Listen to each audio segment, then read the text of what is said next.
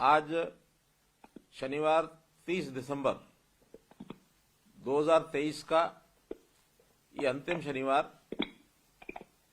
हम सबको मालूम होगा ही कि जिस प्रकार की विशेष चर्चा हमने शुरू की थी 7 जनवरी से, वो पहला शनिवार था 2023 का और आज अंतिम शनिवार है। आज ये 50वां संस्करण है विशेष चर्चा का। इन 50 सप्ताह में मैं हर बार किसी न किसी एक वर्ग से बात करता रहा हूं और उस वर्ग के बेनिफिशरीज का हालचाल पूछना, उस योजना का लाभ किनको कैसे मिला, कितने लोगों को मिला, कोई कठिनाई अथवा सुझाव, ये सब मुझको मिलते रहे।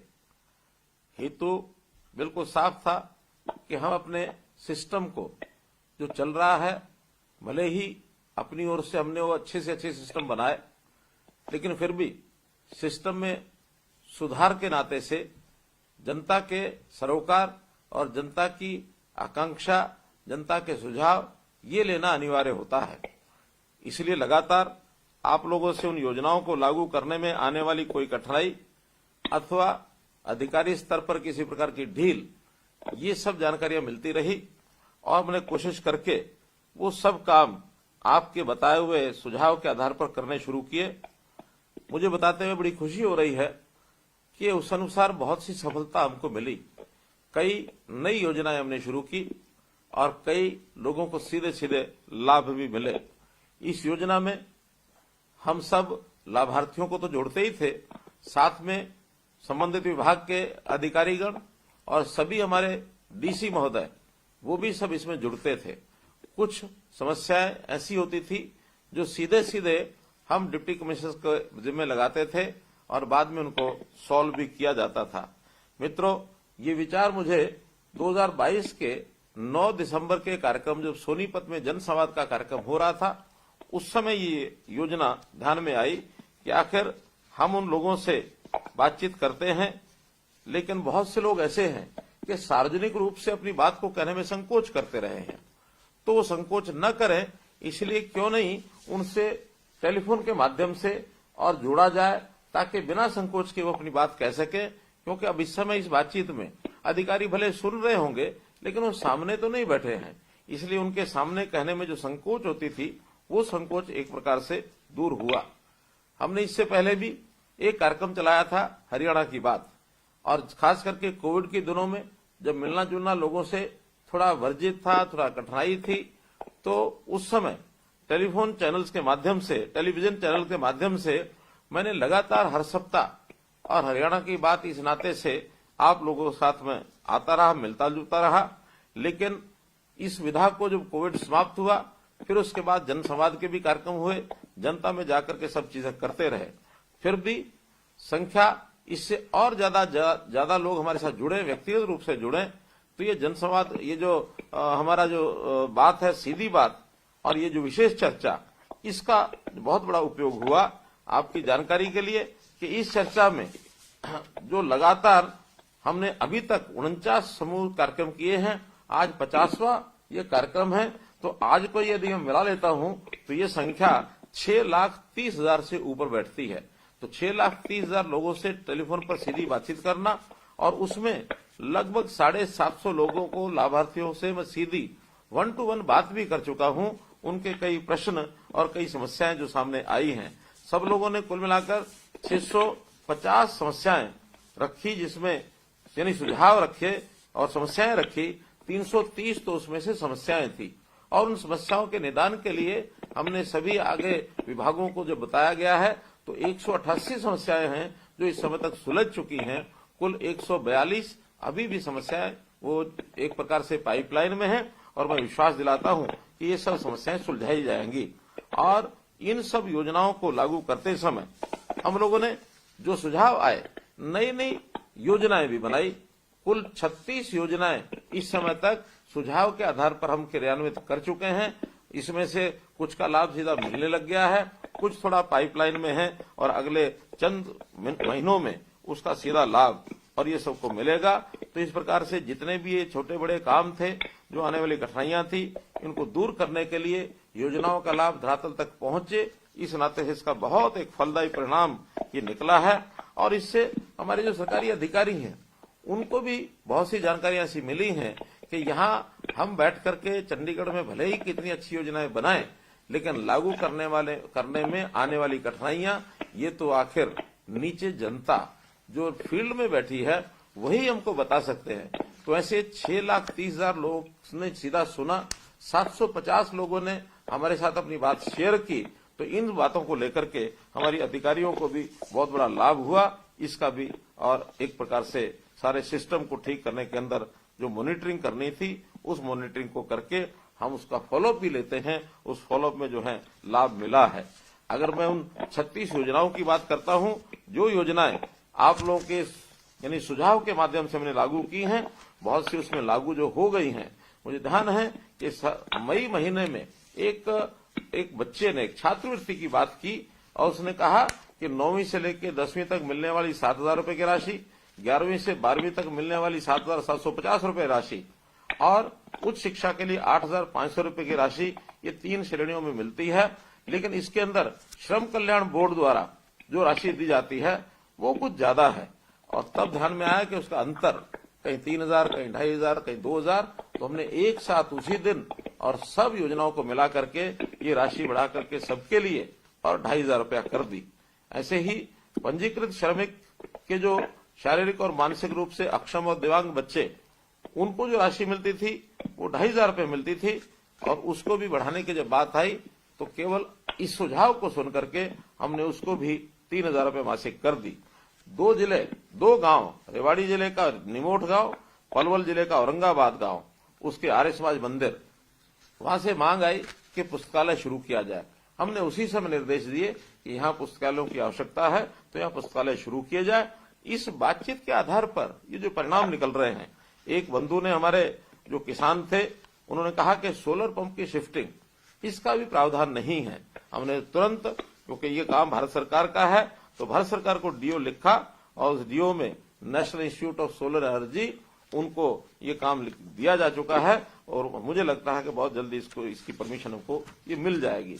एक बार हमने सेल्फ हेल्प ग्रुप्स, इनसे बातचीत की और उसके अंदर बहुत सी सुझाव जो दिए गए। एक तो इनको काम करने के लिए जो तालाब में मछली पालन का काम है अथवा पंचायत की जमीन को ठेका लेने का विषय है, तो सेल्फ हेल्प ग्रुप को रियायत दी जाए। हमने तुरंत 10% की रियायत देने की ये घोषणा की और वो लागू हो चुका है। ऐसे ही बस स्टैंड की जो दुकानें हैं, सेल्फ हेल्प ग्रुप को अपना सामान बेचने के लिए कुछ स्थान मिले, वहां पर 10-25% जो दुकानों का आरक्षण केवल सेल्फ हेल्प ग्रुप के लिए ये कर दिया गया। इसी प्रकार दुकानें जो नीलामी में दी जाती हैं उसमें भी सेल्फ हेल्प ग्रुप को और 10% की रियायत ये की है। तो ऐसे एक ही दिन के अंदर 4-5 जो सुझाव आए उनको हमने लागू किया। अनियमित कॉलोनियों के बारे में एक समस्या रखी गई कि वहां पर बहुत सी कॉलोनियां ऐसी होती हैं जहां रेजिडेंट वेलफेयर एसोसिएशन नहीं बनी होती, तो रेगुलराइजेशन के लिए अप्लाई करने की जो शर्त थी वो RWA के द्वारा की जाती थी और उसी समय हमने इस प्रावधान को हटा दिया कि अब कोई भी 2 व्यक्ति 3 व्यक्ति उस कॉलोनी के मिलकर के और रेगुलराइजेशन के लिए अप्लाई करेंगे तो रेगुलराइजेशन की पॉलिसी को वहां भी लागू कर दिया जाएगा। ऐसे ही हरियाणा शहरी विकास प्राधिकरण जो जमीन खरीद करके और यानी एक प्रकार से जो सेक्टर बनाते हैं उसमें जो उनके मकान बनते हैं, तो उसका प्रॉपर्टी आईडी, क्योंकि पहले जमीन होती है 1 एकड़ के हिसाब से लिखा जाता था, मकान बनने का प्रॉपर्टी आईडी बनना आसान नहीं था। हमने तय किया कि जब तक वो खाली जमीन है तब तक तो एकड़ के हिसाब से प्रॉपर्टी आईडी बने, लेकिन जैसे ही फ्लैट बनकर के तैयार हो जाए तो पहले उस फ्लैट की प्रॉपर्टी आईडी वो स्वयं बनाएंगे, उसके बाद उसको अलॉट करेंगे और ये काम लागू हो चुका है। कोई डेवलपर यदि मकान बनाकर बेचेगा तो पहले वो जितने मकान बने हैं उन मकानों की वो आईडी बनवाएगा और प्रॉपर्टी आईडी बनने के बाद ही उसको हम लागू करेंगे।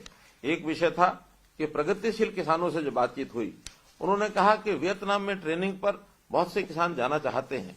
तुरंत हमने विभाग को निर्देश दिए कि उनको कोई ना कोई सब्सिडी दी जाए और प्रगतिशील किसानों के लिए, और प्रगति यानी किसान कल्याण विभाग इसकी योजना बना रहा है, बहुत जल्दी इसको भी इसकी घोषणा कर दी जाएगी।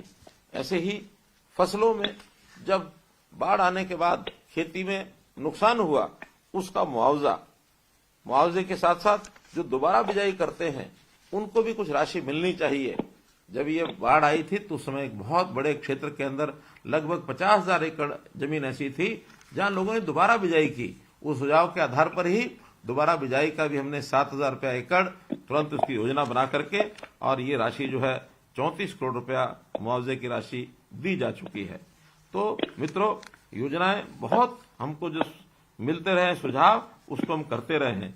एक बार डिपो धारकों से मैंने बात की, डिपो धारकों ने कहा हमारी कमीशन कम है। उसी क्षण उसी कार्यक्रम के अंतर्गत हमने घोषणा की कि अभी जो 150 रुपया यानी प्रति क्विंटल जो डिपो धारकों को कमीशन मिलता है उसको बढ़ा करके 200 रुपया प्रति क्विंटल किया गया है। तो ऐसे ही डिपो धारकों को केंद्र सरकार से जो कमीशन आती है वो देरी से आती है। तो हमने ये भी उस समय एक वादा किया था कि भले ही केंद्र सरकार देरी से देती है लेकिन हम उसको हरियाणा सरकार से टाइमली देंगे और केंद्र सरकार से पैसा बाद में भी आएगा तो प्रदेश सरकार उस देरी के हिसाब से उसको एडजस्ट करेगी। तो राशन डिपो जितना उनका राशन यानी राशन डिपो धारक जो बांटेंगे उतना कमीशन महीने के आखिर में उनको तुरंत दे दिया जाएगा, इसमें जो है देरी नहीं होगी। इसी प्रकार से शहरी आवास योजना इसकी जो किस्त थी तीसरी किस्त वो नहीं दी गई थी, तुरंत विभाग को हमने निर्देश दिए 31 अगस्त तक तीसरी किस्त अब सबको मिल चुकी है, कोई इसमें बकाया नहीं है।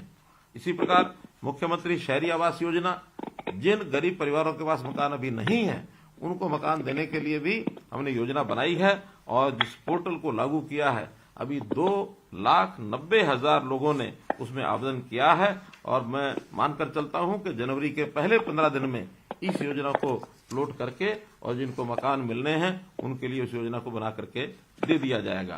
इसी प्रकार एक विषय जो बीपीएल के नाते से अभी जो बिजली के बिल की शर्त ये 12,000 रुपये वार्षिक लगाई गई थी, तो उस 12,000 की शर्त को हमने हटाने की घोषणा की थी। यानी पहले 9,000 से 12,000 की थी और बाद में अब 12,000 को भी हटा दिया है। तो बिजली बिल की कोई शर्त अब जो है बीपीएल के कार्ड बनाने में अथवा बीपीएल की श्रेणी में लाने के लिए वो नहीं रखी जाएगी। आंगनवाड़ी कार्यकर्ता इनके साथ भी बातचीत हुई और उस बातचीत के अंदर बहुत नई बातें निकल करके आई। 8 बातें ऐसी थी जो सुझाव के रूप में आए, उन योजनाओं को लागू करने के लिए हमने फाइल बना करके भेज दी है और मुझे लगता है कि फाइनेंस डिपार्टमेंट उसको बहुत जल्दी आने वाले 8 दिन में उसको सबको क्लियर करके और ये सब जो योजनाएं हमने आंगनवाड़ी कार्यकर्ताओं के लिए बनाई थी वो सब लागू हो जाएंगी। अभी पिछले 15 दिन पहले ही मैं किसानों से बात कर रहा था तो उन किसानों ने सुझाव दिया कि हमें जो सब्सिडी है वो 2 प्रकार की सब्सिडी नहीं मिलती है, रोटावेटर और आलू बिजाई की मशीन।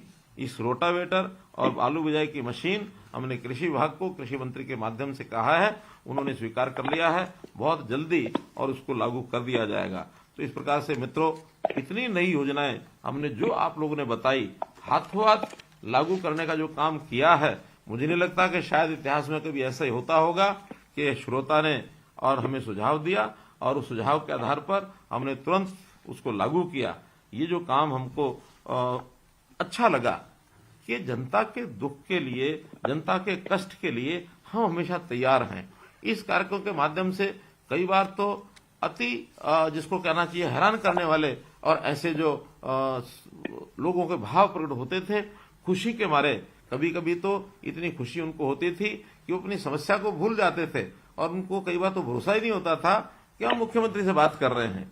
हमको यानी एक प्रकार से उनकी खुशी में शामिल होने का मौका लगता था, उतना ही अच्छा हमें भी लगता था। हाँ, समस्या के समय कुछ पीड़ा वो बताते थे, पीड़ा को कष्ट को मैं समझते हुए उतना कष्ट उतना दुख हमको भी होता था कि हमारा एक परिवार का सदस्य है और परिवार का सदस्य इतना पीड़ित है तो हमको भी उसकी पीड़ा में शामिल होकर के उसकी समस्या का हल करना है। तो हम इन समस्याओं को हल करने के लिए कोई एक नागरिक से बात कर रहे हैं ऐसा नहीं है, बल्कि मैं अपने परिवार के सदस्यों से बात कर रहा हूं। इतनी पीड़ा होती है तो तब जाकर के समस्याओं का हल होता है। मुझे खुशी है इस बात की कि इतने सारे लोगों की समस्याओं को सुन करके हल करने का जो हमने काम किया है और उस नाते से हमने आगे इस बात को बढ़ाया है। आज ये 50वां कार्यक्रम, मैंने योजना से कहा कि आज किसी लाभार्थी से बात नहीं करेंगे, बल्कि जितने लोग पहले जुड़े थे उन्हीं लोगों में से जो आज जुड़ सकें, एक बार फिर दोबारा से उन्हीं लोगों को जोड़ा जाए, तो उन 6.5 लाख या 6,30,000, अभी 6,17,000 लोग पिछले उस के जो हमारा कार्यक्रम था उस तक थे, तो उन 6,17,000 में से आज हमने तय किया कि हर गांव से कोई ना कोई व्यक्ति जुड़ना चाहिए, हर मोहल्ले से कोई जुड़ना चाहिए। आज गली मोहल्ले गांव के इस समय मेरे पास 19,411 का आंकड़ा है कि जो जुड़ चुके हैं। मुझे नहीं लगता होगा आज कोई गांव बचा होगा जिसमें से 1 या 2 लोग हमारे साथ नहीं जुड़े हुए, क्योंकि कुल पंचायतें तो 6,500 के आसपास ही हैं। ऐसे ही मोहल्ले और सारे वार्ड अगर मिलाएं वो भी 2,000-2,500 के आसपास ही बनते हैं। तो 9,000 जगह से 19,400 लोग जुड़े हैं, तो निश्चित रूप से हर गांव से ऑन एवरेज 3 लोग जुड़े हैं, 2 लोग जुड़े हैं, तो 2-3 लोग हर जगह से जुड़े हुए, इन सब का मैं अभिनंदन करता हूं। और मुझे खुशी है कि पूरा हरियाणा जब मेरी बात को सुनता है तो उनमें से एक विश्वास जागता है कि हाँ, इस सारे माध्यम से हमारे जो है समस्याएं जो है उसका हल मिलेगा। और कई जगह तो नए नए जो बातें, नए नए विषय सुन करके हमको भी बड़ी हैरानी होती है। मुझे ध्यान है चरखी दादरी का गांव इमलोटा का किसान वो कहता है कि धान की खेती हम लोगों ने आपकी बात सुन करके छोड़ दी है और धान की बजाय अब दूसरी फसलें वो उगाते हैं। और प्रदेश में मुझे ये भी पता लगा है कि इसमें से कई पंचायतें प्रेरित हो गई हैं और उन पंचायतों ने अपने गांव को इकट्ठा किया और यहां तक कहा कि हाँ, पानी की कमी के कारण से अब उनको धान की बिजाई नहीं करनी चाहिए। और कुछ गांव तो ऐसे हैं जिन्होंने धान बिजाई करने वाले किसानों पर जुर्माने का भी प्रावधान किया कि अगर कोई धान की बिजाई करेगा तो हम उसके ऊपर जुर्माना भी लगाएंगे। तो एक बहुत बड़ी पहल इस प्रकार से हुई है। कुछ लोगों ने जो शिकायतें की कि किसी का राशन कार्ड नहीं बना है, किसी का आयुष्मान कार्ड नहीं बना है, गांव पिछोपा के दिलीप सिंह, उन्होंने जब ये कहा कि मेरी जो आय है वो कम है और मेरा राशन कार्ड और आयुष्मान कार्ड नहीं बना है, जैसे ही डिप्टी कमिश्नर को बताया तो मुझे बताया गया है कि उसके दोनों कार्ड बन करके उनको मिल गए हैं। ये तो उदाहरण मैं दे रहा हूं। तो ऐसे बहुत से जो विषय हैं सुन करके और उसमें ये विषय आए हैं।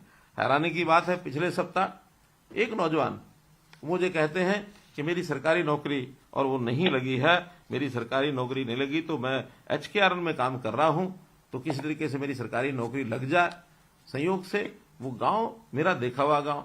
मैंने जब पूछा कि आप कौन से परिवार से हैं, तो हैरानी की बात यह है कि वो ऐसे शख्स का भतीजा कि जिस शख्स के जिम्मे हरियाणा प्रदेश के नौजवानों को नौकरी देने का काम है। ये ठीक है, वो अपनी मर्जी से नौकरी नहीं दे सकते। और वो कौन है? स्टाफ सिलेक्शन कमीशन के चेयरमैन श्री भोपाल सिंह जी। यानी जो स्टाफ सिलेक्शन कमीशन का चेयरमैन भोपाल सिंह, उसका भतीजा भी वो नौकरी नहीं दे सकते। तो इसमें से आपको विश्वास होगा कि नौकरी यहाँ पर्ची और खर्ची से नहीं मिलती है। अब नौकरी हमारे किसी के सिफारिश करने से, कहने से नहीं मिलती है। नौकरी मिलेगी योग्यता से। तो योग्यता के आधार पर नौकरी मिलेगी।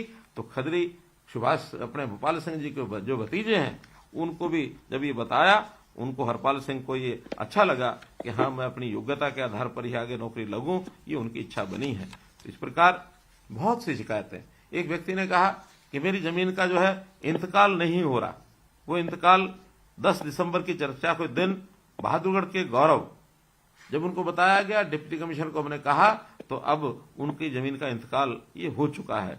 आंगनवाड़ी की जो हमारी बहनें थी, उन्होंने कहा हमारे जो मकान का किराया वो गांव में 200 रुपये में कहीं मकान मिलता नहीं है। उसी दिन हमने नोटिफिकेशन जारी कराया कि गांव के अंदर कम से कम 1,000 रुपया, शहर के अंदर किसी मोहल्ले में 2,000 रुपया ये जरूर मिलेगा। तो वो हमारा किराए की जो स्कीम है वो जारी हो चुकी है। और साथ ही हमने सुशासन दिवस पर अभी 25 दिसंबर तक को हमारी आंगनवाड़ी बहनों को 28,500 मोबाइल फोन ये भी दे दिए हैं, ताकि हमारी बहनें अच्छे से काम कर सकें। एक व्यक्ति ने हमको सुझाव दिया कि हमारे यहाँ बुजुर्गों के लिए तीर्थ यात्रा की योजना हो। मैं आपको यही बताना चाहता हूं कि हमने अभी मुख्यमंत्री तीर्थ दर्शन यात्रा योजना ये 5 दिसंबर को लागू की थी। और उस पोर्टल के ऊपर अभी हजारों लोगों की इच्छा जिन्होंने बताई है कि हम तीर्थ यात्रा पर जाना चाहते हैं। जनवरी के महीने के अंदर 22 जनवरी को श्री राम जन्मभूमि पर जब मंदिर का उद्घाटन हो जाएगा, पहली यात्रा हमारी अयोध्या के लिए ये हम भेजेंगे। और जिन लोगों ने अप्लाई किया है उनको शुरू होगा। फिर हर समय समय पर हर प्रकार के हर शहर के लोगों को और उसमें भेजा जाएगा।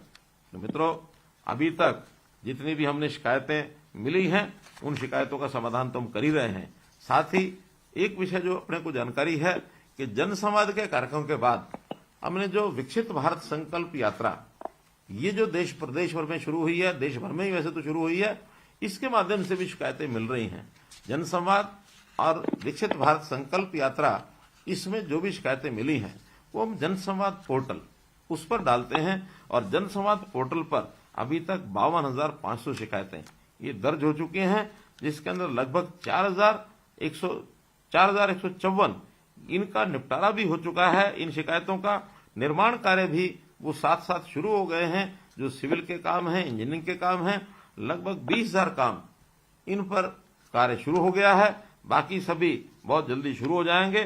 तो हमारे यहाँ आया हुआ मिला हुआ एक एक कागज, चाहे वो शिकायत के रूप में है, चाहे डिमांड के मांग के रूप में है, चाहे समस्या के रूप में है, उसका समाधान किया जाता है और उसका हिसाब रखा जाता है। सभी प्रशासनिक सचिव मिलकर के अपने अपने विभाग के अंदर ये सब काम करते हैं।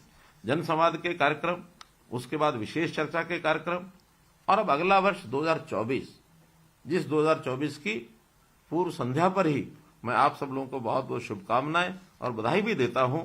नया वर्ष खुशियों भरा आए और इस नए वर्ष में ये जो संपर्क करने का काम है, हम निश्चित रूप से अगले सप्ताह एक नए स्वरूप में आपके सामने आएंगे, आपसे व्यक्तिगत बात भी करेंगे, आपके जिलों में जाकर के जनसंवाद के कार्यक्रम भी 25 जनवरी के बाद फिर से शुरू करेंगे। और जो ये 52,000 काम आपने हमको भेजे हैं या अथवा आप चल रहे हैं, अगले इस महीने के अंदर और भी जनसंवाद अथवा जो संकल्प यात्रा के माध्यम से हमको कागज मिल रहे हैं, जितने भी हैं उनको हर महीने जो जो काम होंगे हर जिले के, वहां जाकर के और मैं स्वयं बताऊंगा कि कितने कितने काम आपके किस प्रकार के आए, कितने कितने काम इसमें हो गए। तो ऐसा जनसंवाद का भी कार्यक्रम, व्यक्तिगत बातचीत का भी कार्यक्रम, टेलीफोन का भी कार्यक्रम और सीधा टेलीविजन के माध्यम से प्रसारण का कार्यक्रम, ये सब कार्यक्रम अगले महीने एक नई योजना आपको हम देंगे और निश्चित रूप से इस संबंध को हम नए क्लेवर और नए फ्लेवर के साथ जारी करेंगे। इस प्रकार से आपके हमारे जो संबंध बढ़ाने में जितने भी साधन हैं उनका भी उपयोग करेंगे। जितने भी लोगों ने जितनी टेक्निक और जितने सारी व्यवस्थाओं में ये लोग हमारी सहायता करते हैं, सहयोग करते हैं, चाहे वो अधिकारीगण हैं, चाहे हमारे अपने सीएम स्टाफ के लोग हैं, अथवा जनता में जो प्रशासनिक या शासनिक सब अधिकारी हैं, उसमें हमारे विधायक हैं, हमारे सांसद हैं, हमारे मंत्रीगण हैं, हमारे पार्टी के भी जो पदाधिकारी हैं, इन सब का भी मैं इस अवसर पर बहुत बहुत आभारी हूं, बहुत बहुत धन्यवाद करता हूं। सभी डिप्टी कमिश्नर्स जिन्होंने समस्याओं के समाधान में जो हमने उनको समस्याएं दी हैं उसका जो प्रत्युत्तर दिया है, उन सब का भी बहुत आभारी हूं और आशा करता हूं कि इसी गति से, बल्कि इससे भी तेज गति से जनता के काम, क्योंकि जनता हमारी है, हम जनता के हैं, हमारा एक परिवार है, परिवार के हर सदस्य की दुख तकलीफ को दूर करने के लिए हम सब अपनी अपनी भूमिका निभाएंगे। बहुत बहुत धन्यवाद, बहुत बहुत आभार।